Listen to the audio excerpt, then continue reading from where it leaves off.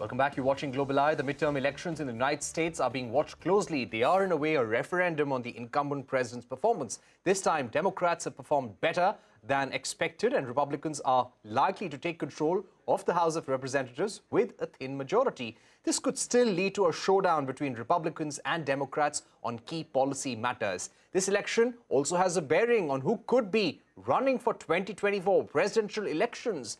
Biden has said he intends to run for re-election. Donald Trump has also hinted at a potential candidature for 2024.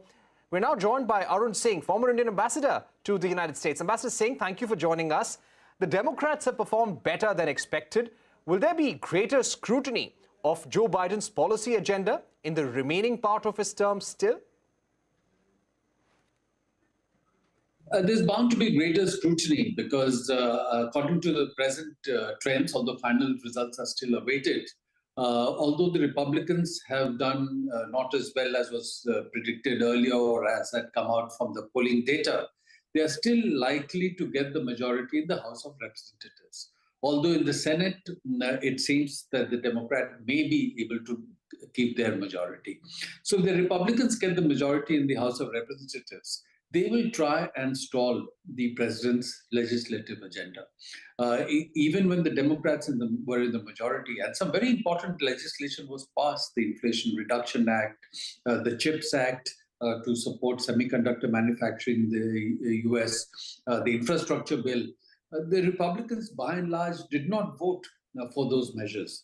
Not because they didn't think it was useful, but in the deeply polarized U.S. Politics. And when President Trump had continued to dominate the Republican Party, they didn't want to be seen to be associated in any way with the Democratic Party or the agenda that President Biden was bringing to the legislation.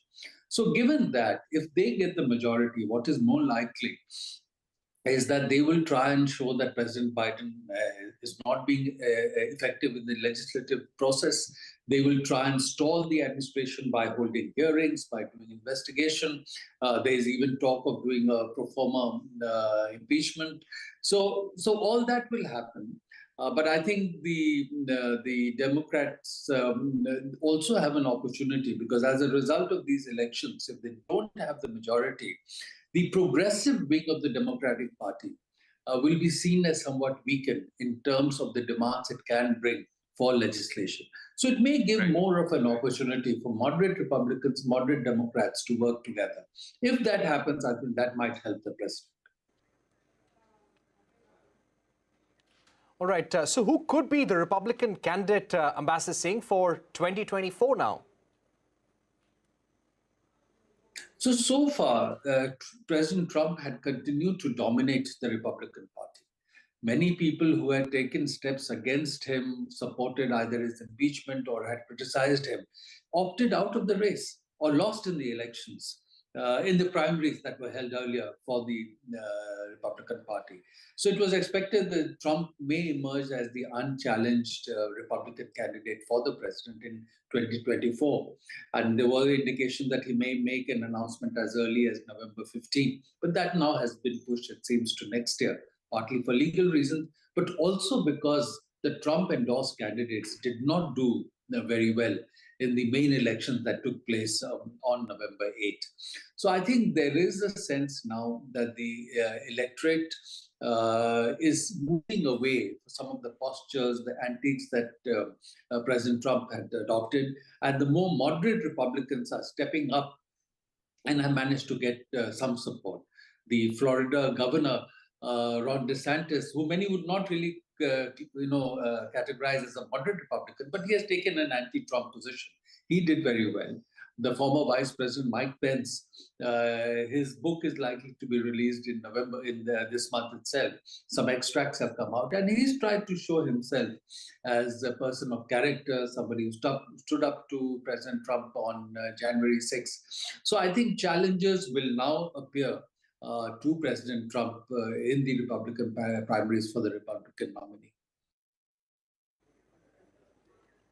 And I would also like to ask you about the rise of Indian Americans in US politics. We have seen a number of them winning the state contests. So it's a trend that has been evolving. You know, earlier generation that went from India largely focused on stabilizing themselves, focused on creating economic opportunity. But I would say for the last 10, 15 years or more, they have become more active in US politics as they integrate more in US society. And I was assigned to the US during the days also of the Obama presidency. And I could see at that time more and more Indian Americans becoming key personnel in the administration, staffers on the Hill. Till 2013, for example, historically, we had a total of 3 Indian Americans who had ever served in US Congress. And from that time, we've continuously had 5 Indian Americans in US Congress being re-elected through various cycles. At this time, the number is going to go up to 6. So one more person has entered the US Congress. And at the local level also, more and more people are contesting the elections. And you'd have seen that one Indian American candidate has just been elected the Lieutenant Governor of Maryland State. So they are certainly taking key positions. But then, if you look at the economy and technology sector, many of the CEOs of leading US companies are persons of Indian origin. So I think there is now more and more integration of Indian Americans in US society, in economy, in the technology sector, and also in politics. And my final question, Ambassador Singh, next week the Prime Minister, Narendra Modi, he will be heading to the G20 summit in Bali. There could be a possible meeting with President Joe Biden. What do you think will be the focus of discussions from the Indian side? One is to keep taking the bilateral relationship forward in different areas. You may have seen that when President Biden and Prime Minister Modi had met in May in Tokyo on the margins of the Quad Summit then, they had issued a joint statement, a bilateral joint statement also, where there was a specific provision for the two setting up a structure between their national security councils to start a process of cooperation on critical and emerging technologies. And that's something that will create new areas of cooperation, artificial intelligence, quantum, 6G, cyber, space, semiconductors. So that will certainly be one area. And I'm sure they would want to talk about what's happening in the global situation. There's so much flux in terms of great power competition between US and China, US and Russia. On Russia, India has some differences from the US position. On China, there's a convergence in terms of India also having adversarial aspects in its relationship with China. And of course, they would also look at the global economic situation because G20, as you know, focuses largely on the economy, the financial situation. And global economy, according to what most people say, is headed towards a recession in 2023. So what does that mean? How do you deal with it? How do you build partnerships? People are now talking of more and more building secure supply chains, friend-shoring of production. So in reordered supply chain that is being worked upon, what is the kind of partnership India and US will build? So I think these would be important areas to discuss. All right, Ambassador Singh, thank you very much for joining us. Putting the US midterm elections in perspective for our viewers.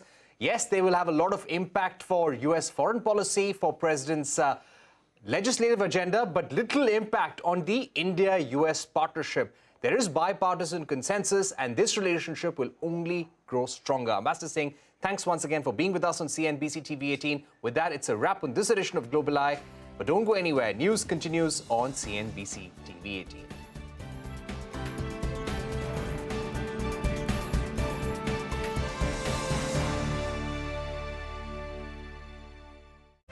India's biggest leadership summit.